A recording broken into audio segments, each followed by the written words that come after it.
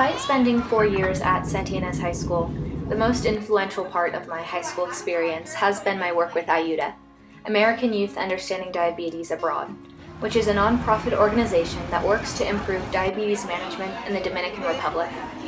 While we prepare year-round, it has been my time in country that has touched my heart.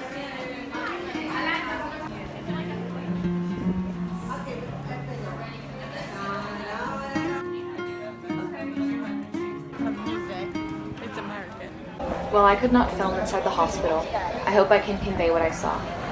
The old hospital does not have air conditioning or computerized files. Every patient's information is stacked in piles that tower high above my head. Each wing of the hospital is a singular room with anywhere from 9 to 15 beds. Single beds. Without patient confidentiality, we are able to walk into the neonatal intensive care unit as well as the neurosurgery wing. Parents sit in the plastic chairs beside their kids' beds, and despite everything, they offer us smiles, as is the way of the Dominican Republic.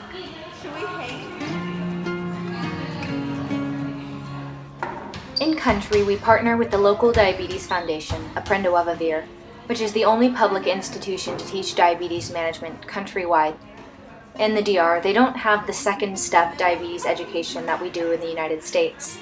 They don't have easy access to their endocrinologist or dietitians, and so we and Aprendo a Vivir offer that secondary step.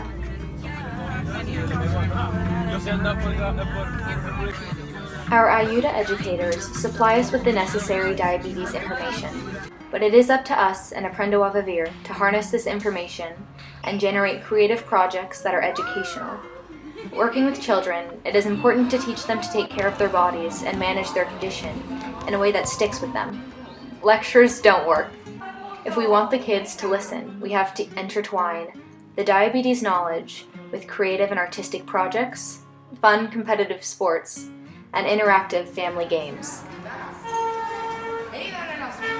On the weekends, we run diabetes camps for youth and their families and build the entire camp schedule from scratch. People shuttle in from all over the Dominican Republic to attend.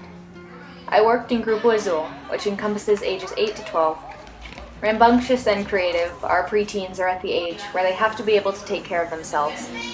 However, not only is the physical management of their condition very important at this age, but emotionally, diabetes begins to take its toll. We find that at this age, our campers feel isolated in an environment where their condition is not understood. Not only must we teach diet, the importance of exercise, scientific background, different types of insulin, the importance of the rotation of insulin injections, blood sugar monitoring, and more, but we must create an open environment where we dismiss stereotypes, help our kids process, and generate acceptance and self-love.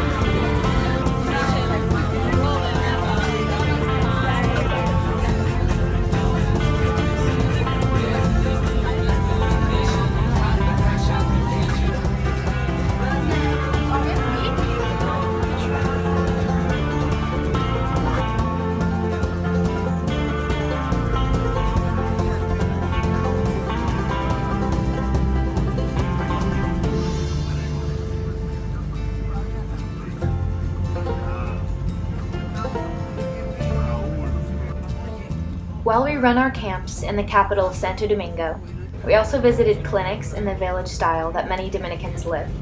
Here we see San Cristobal, where we traveled through their 3-room clinic and medical center.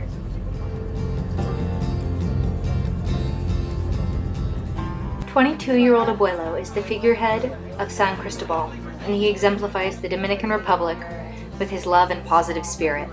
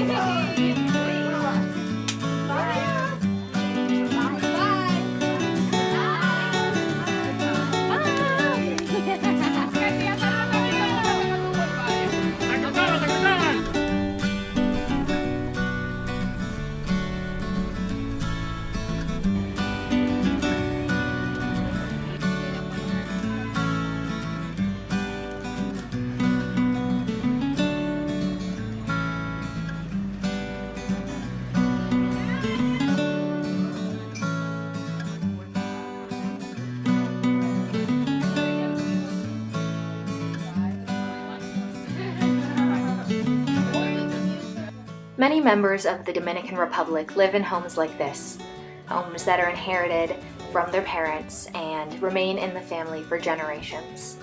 We were invited into this home by an Aprendo a Vivir Foundation member, as she wished to discuss with Tia Sandra, our foundation leader and mother, the reality of having children with her boyfriend.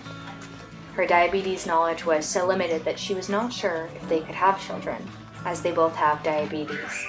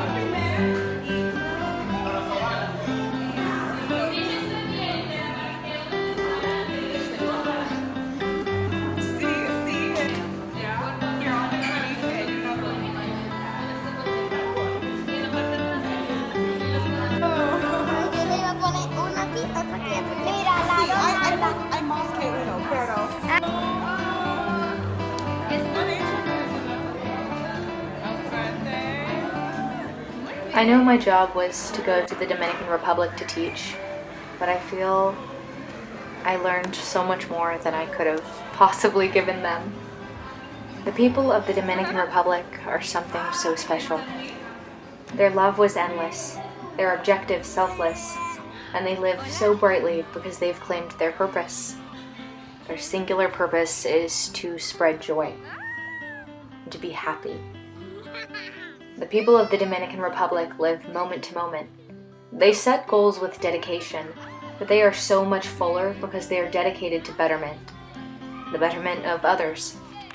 They taught me to balance selflessness with power, to take control of my strength, and to use it for good. They taught me to choose happiness.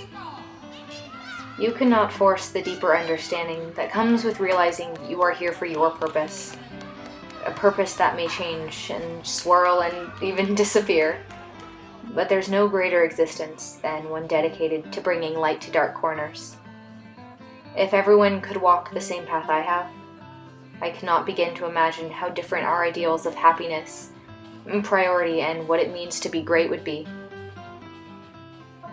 So, I'll always be thankful to them, to my volunteers, and to the DR in general for enlightening me.